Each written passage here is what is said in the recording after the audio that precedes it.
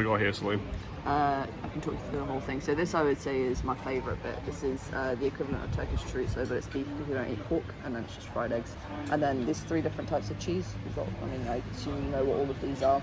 This is spicy breakfast sauce, as it said on the menu. I don't actually know what it is.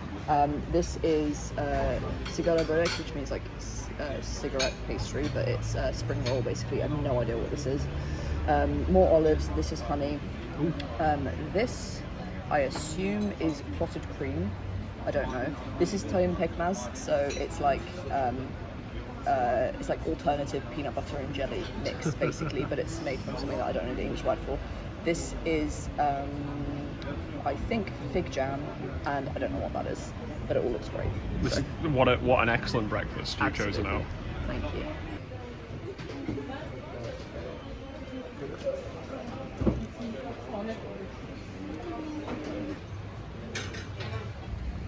We walked off from breakfast and found this library on the Bosphorus, which had this looking like this, which had this amazing view from inside.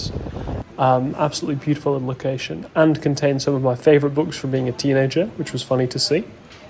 Then we walked off along the coast in the direction of our ferry to Istanbul. Hello. Hello, sir. Goodbye. Let me take a thing of that, because in the distance that's exactly where we're going tomorrow. Amazing. What are we? Okay, so what's the one with the big turkey flag on top of it? The big turkey flag on top of it is actually behind it, and that's the Blue Mosque. That's Sultanahmet Jami. And you can tell because it has 6 minarets, and that's the only mosque that has 6 minarets. And then way over to the right, there's like 2 tiny mosques in the distance. Ignore them, don't know what they are. But the other mosque to the right of it is kind of reddish in colour with a grey-blue top. 4 minarets, is about the same size as Sultanahmet. That's Hagia Sophia. So that's the Byzantine church that was converted into a mosque, and then converted back into a church/museum, and now has been recently converted back into a mosque by Erdogan. Anyway, so we can see how we feel about that when we get there. So if you come here at the end of the day, like around sunset, you'll see a load of cats sitting on the rocks because they're still warm from the sun. They'll just like sit there and like sleep. They let you pet them and stuff. Sit on the rock, Celine's going to do the thing you talked about. It's good. Okay, no, he's not.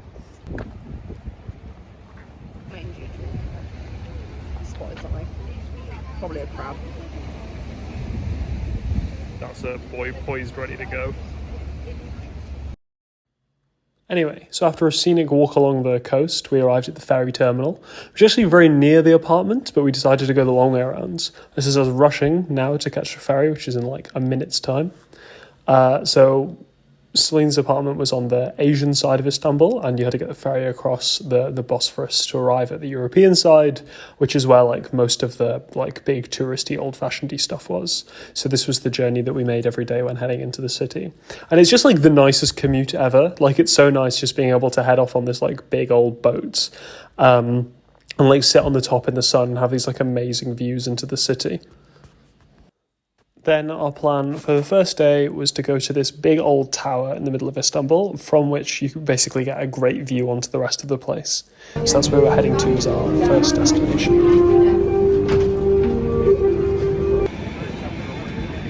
The sheer number of these gorgeous mosques on the horizon was amazing. Then to get up to this tower, we had to ride what was the second oldest subway in a tunnel in Europe, which I thought was a good fact. So you can kind of see from this view at the front how like ratchety the inside looked before we wandered up to the actual tower itself, going along this touristy street. Oh, and there are so many cats.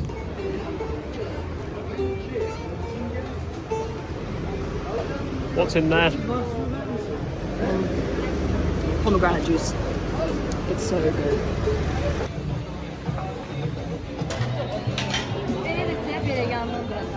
And then basically nice. Interesting, like random historical artifact here. But this thing here is to the Silk Road moment of friendship between Korea, or South Korea, and Istanbul. It's the start and end of the Silk Road, which I thought was interesting.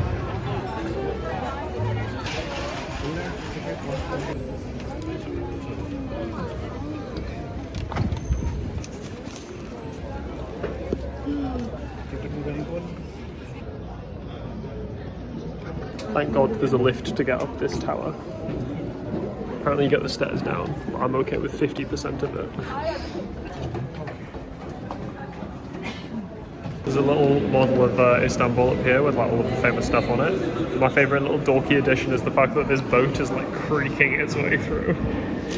That's actually quite funny. I didn't even notice that. Normally with this, they go down that way. Sure. That's probably the best thing.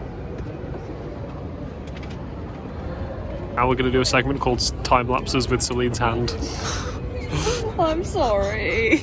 I just get too excited. Celine just loves pointing at things in the middle distance. I like pointing at the water. I'm like, Celine, I'm not listening. I'm here for the time lapse. We've been standing here for the past 15 minutes while you've been doing a time lapse. It's for the vlog. I know.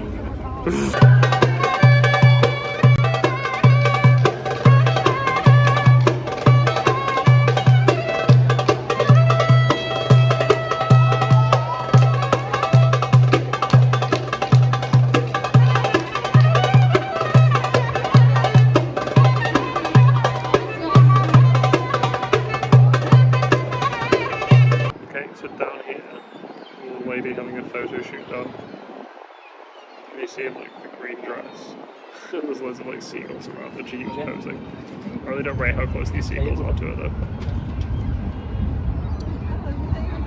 Now the lady who was having the photo shoot currently from before is now just on this swing here. Which we love from her. I hope she doesn't get heat stroke.